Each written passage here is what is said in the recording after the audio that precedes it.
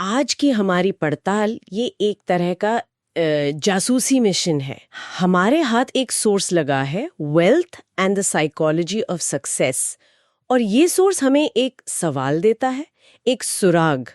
सवाल है, अमीर लोग अलग क्यों होते हैं? और मजे की बात यह है कि सोर्स के टाइटल में ही एक मुमकिन जवाब भी है, पैसा सोच बदलता है। तो आज हम इसी एक लाइन के पीछे छिपे मनोवैज्ञानिक राज को खोलने की कोशिश करेंगे। हमारा मिशन ये पता लगाना है कि इस अलगपन के पीछे का असली कारण क्या वो सिर्फ पैसा है या कुछ और भी है। बिल्कुल सही कहा आपने। ये किसी जासूसी से कम नहीं है, क्योंकि ये सिर्फ एक आर्थिक सवाल नहीं है ना, ये एक बहुत गहरी मनोवैज्ञानिक पहेली है। आज हम इसी के परते खोलेंगे। मतलब हम ये देखेंगे कि अगर पैसा वाकई सोच बदलता है तो ये बदलाव कैसे होता है, क्यों होता है और किन किन लेवल्स पर होता है। ठीक है, तो चलिए तहकीकात शुरू करते हैं। जब सोर्स कहता है कि अमीर लोग अलग होते हैं तो इसका मतलब महंगी घड़ियों या आलीशान घरों से नहीं है, इशारा उनकी सोच की तरफ है। बिल्कुल। असली फर्क तो यहाँ दिमाग के अंदर है। तो आखिर सोच के स्तर पर वो कौन से फर्क हैं जिनकी बात हो रही है? आपने बिल्कुल सही नस पकड़ी है। और ये अलगपन जो है ये कई हिस्सों में दिखाई देता है। सबसे पहला और शायद सबसे साफ दिखने वाला फर्क है जोखिम लेने की क्षमता, रिस्क टेकिंग। हाँ, सोचिए, अगर आपके पास एक मजबूत सेफ्टी नेट हो, मतलब एक ऐसा जाल जो आपको गिरने पर संभाल ले, तो क्या आप ऊंची छलांग लगाने से डरेंगे? शायद नहीं। अमीर लोगों के पास यही होता है। अच्छा। वो ऐसे फैसले ले सकते हैं जिनसे एक आम इंसान डरेगा। किसी नए स्टार्टअप में पैसा लगाना हो या कोई ऐसा करियर चुनना हो जिसमें शुरुआत में कमाई की कोई गारंटी ना हो। हाँ, और शायद ये सिर्फ बड़ा जोखिम लेने की बात नहीं है। मुझे लगता है कि असफलता को देखने का नजरिया भी वो भी तो पूरी तरह बदल जाता होगा, है ना? एग्जैक्टली। एक आम इंसान के लिए बिजनेस में फेल होना एक तबाही हो सकती है, सब कुछ दांव पर लग जाता है। लेकिन एक अमीर व्यक्ति के लिए वही फेलियर शायद सिर्फ डेटा है अगली कोशिश के लिए। एक महंगा सबक, पर फिर भी सिर्फ एक सबक। आपने बहुत गहरी बात कही। असफलता का मतलब ही बदल जाता है। दूसरा बड़ा फर्क है समय को देखने का नजरिया। समय, वो कैसे? देखिए, जब कोई अपनी अगली सैलरी या महीने के किराए की चिंता में डूबा है तो उसकी सोच का दायरा बहुत छोटा हो जाता है, बस अगले 30 दिन तक। दिमाग की सारी ऊर्जा जो है वो तात्कालिक समस्याओं को सुलझाने में खर्च हो जाती है। लेकिन जब ये चिंताएं खत्म हो जाती हैं तो ध्यान 5 साल, 10 साल ये अगली पीढ़ी पर, बिल्कुल अगली पीढ़ी के भविष्य पर टिक जाता है। लंबी अवधि के लक्ष्य बनाना और उनके लिए धैर्य रखना आसान हो जाता है। एक मिनट, यहाँ एक बात मेरे दिमाग में आई। सोचिए, आपका दिमाग एक कंप्यूटर है जिसमें 10 टैब खुले हैं, एक किराए का, एक बच्चों की फीस का, एक ईएमआई का। हर टैब थोड़ी थोड़ी रैम खा रहा है और कंप्यूटर स्लो चल रहा है। अब सोचिए कि पैसा एक झटके में 9 टैब बंद कर देता है। अचानक आपके कंप्यूटर की पूरी स्पीड और पावर सिर्फ एक टैब पर फोकस करने के लिए आजाद हो जाती है। क्या इसे ही मेंटल बैंडविड्थ का फ्री होना कहते हैं? इससे बेहतर तरीके से इसे कोई नहीं समझा सकता।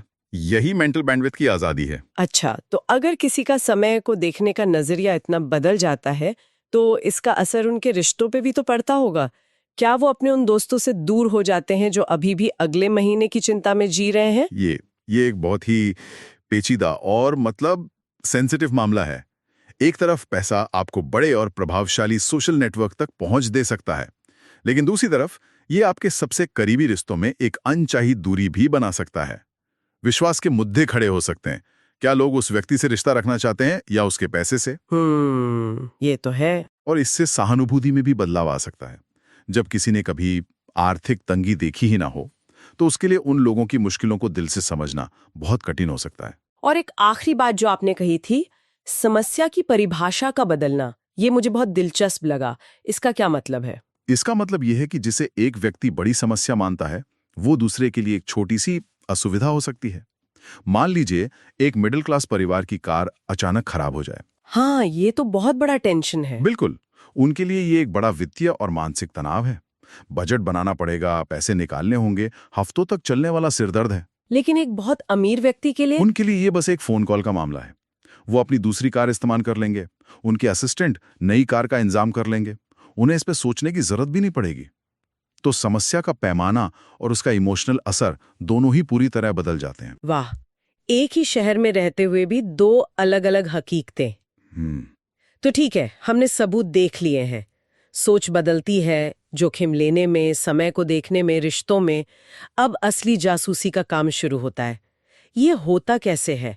वो कौन सा मैकेनिज्म है जो काम करता है? बिल्कुल। और ये सिर्फ सुरक्षा के एहसास से कहीं ज्यादा गहरा है। हम यहाँ 4 मुख्य मनोवैज्ञानिक प्रक्रियाओं की बात कर सकते हैं। पहली और सबसे शक्तिशाली प्रक्रिया तो वही है जिसकी हमने बात की, सेफ्टी नेट का प्रभाव और उससे फ्री हुई मेंटल बैंडविड्थ। हाँ, वो कंप्यूटर वाले टैब्स। वही, जब दिमागी ऊर्जा छोटी छोटी चिंताओं से आजाद होती है तो वो बड़े कैनवस पर सोचने लगती है। प्राथमिकताएं खुद ब खुद बदल जाती हैं। ये तो समझ आता है, लेकिन इसके आगे क्या? दूसरी प्रक्रिया है नियंत्रण और स्वतंत्रता का एहसास। पैसा आपको अपनी जिंदगी की स्टीयरिंग व्हील पर ज्यादा मजबूत पकड़ देता है। आप कहाँ रहेंगे, क्या काम करेंगे, किसके साथ समय बिताएंगे, इन सब पर आपका कंट्रोल बढ़ जाता है। ये सोच को रिएक्टिव होने से प्रोएक्टिव बना देता है। मतलब व्यक्ति सिर्फ परिस्थितियों पर रिएक्ट नहीं करता, बल्कि उन्हें बनाने की कोशिश करता है। हाँ, मैं अपनी किस्मत खुद बनाता हूं वाली मानसिकता। लेकिन इसका एक दूसरा पहलू भी तो हो सकता है ना? अगर किसी को ये लगने लगे कि वो अपनी किस्मत का मालिक है, तो क्या इससे उन लोगों के लिए समझ कम नहीं हो जाती जो सच में ऐसी परिस्थितियों में फंसे हैं जिन्हें वो कंट्रोल नहीं कर सकते? आपने बिल्कुल सही नस पकड़ी है।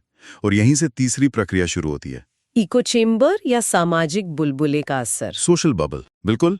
अक्सर अमीर लोग दूसरे अमीर लोगों के साथ ही उठते बैठते हैं। उनके बच्चे उन्हीं स्कूलों में पढ़ते हैं, वो उन्हीं क्लब्स का हिस्सा होते हैं। ये एक ऐसा सामाजिक बुलबुला बना सकता है जहां उनकी दुनिया की समझ बाकी दुनिया से कट जाती है। उस बुलबुले के अंदर नॉर्मल क्या है, उसकी परिभाषा ही बदल जाती है। जैसे शायद उनके लिए साल में 2 बार विदेश घूमना नॉर्मल हो। लेकिन आजकल सोशल मीडिया के जमाने में क्या ये बुलबुला सच में उतना मजबूत है? क्या एक अमीर व्यक्ति भी ट्विटर पर आम लोगों की समस्याओं को नहीं देखता, या वो उसे देखकर भी अनदेखा कर देता है? बेहतरीन सवाल है। वो देखते जरूर हैं, लेकिन देखना और समझना 2 अलग बातें हैं। और सोशल मीडिया का एल्गोरिदम भी तो हमें वही दिखाता है जो हम देखना चाहते हैं। तो हो सकता है उनका फीड भी उनके बुलबुले को और मजबूत कर रहा हो। और अगर वो किसी की परेशानी देखते भी हैं तो उसे अपने कंट्रोल वाले नजरिए से देख सकते हैं। इस व्यक्ति को और मेहनत करनी चाहिए थी। सहानुभूति महसूस करना मुश्किल हो जाता है। बहुत मुश्किल। हाँ। चौथी प्रक्रिया। चौथी प्रक्रिया क्या है? चौथी और आखिरी प्रक्रिया है जरूरत से चाहत पर ध्यान का चले जाना। जब किसी की रोटी, कपड़ा और मकान जैसी बुनियादी जरूरतें आसानी से पूरी हो जाती हैं, तो उसका पूरा ध्यान चाहतों पर चला जाता है। और ये सोच में जमीन आसमान का फर्क लाता है। कैसे? मतलब ये इतना बड़ा बदलाव कैसे है? सोचिए, ये मानसिकता में शतरंज के खेल से वीडियो गेम में जाने जैसा है। एक आम इंसान की सोच शतरंज की तरह है। हर चाल सोच समझकर चलनी पड़ती है क्योंकि आपके पास मोहरे सीमित हैं। और हर फैसले के परिणाम होते हैं। बिल्कुल।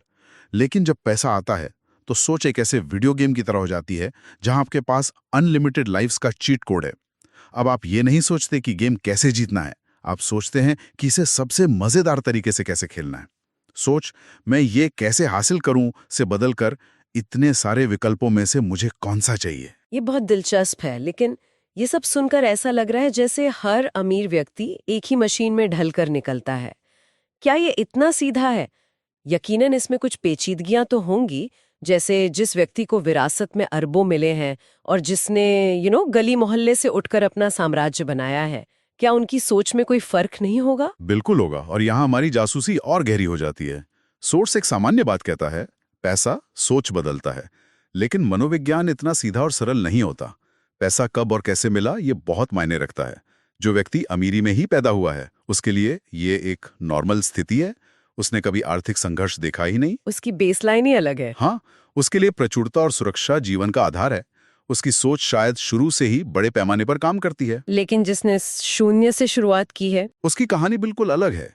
जिसने गरीबी या मिडिल क्लास के संघर्षों को अनुभव किया है, पैसा आने के बाद भी हो सकता है कि उसकी सोच में अपनी पुरानी मानसिकता के कुछ हिस्से बाकी रह जाएं। शायद पैसे खोने का डर उसमें ज्यादा हो, या शायद वो पैसे को लेकर ज्यादा सावधान हो।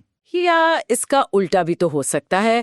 वो शायद सोचने लगे, अगर मैं कर सकती हूँ तो कोई भी कर सकता है, और दूसरों के प्रति कठोर हो जाए।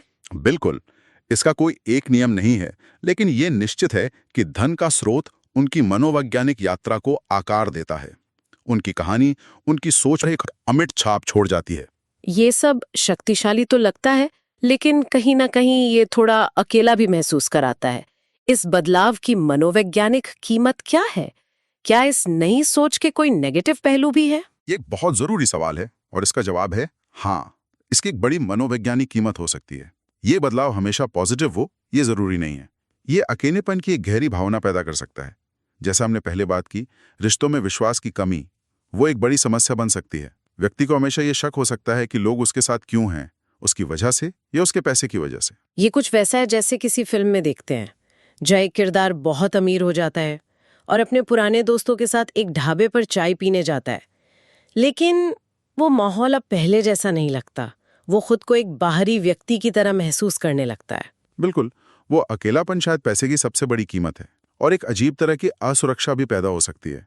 जो पैसा इतनी सुरक्षा देता है, वही नई चिंताएं भी पैदा कर सकता है। उसे बनाए रखने की चिंता, उसे खोने का डर। और शायद जब आपके पास सब कुछ खरीदने की क्षमता होती है, तो चीजों की वैल्यू कम हो जाती होगी।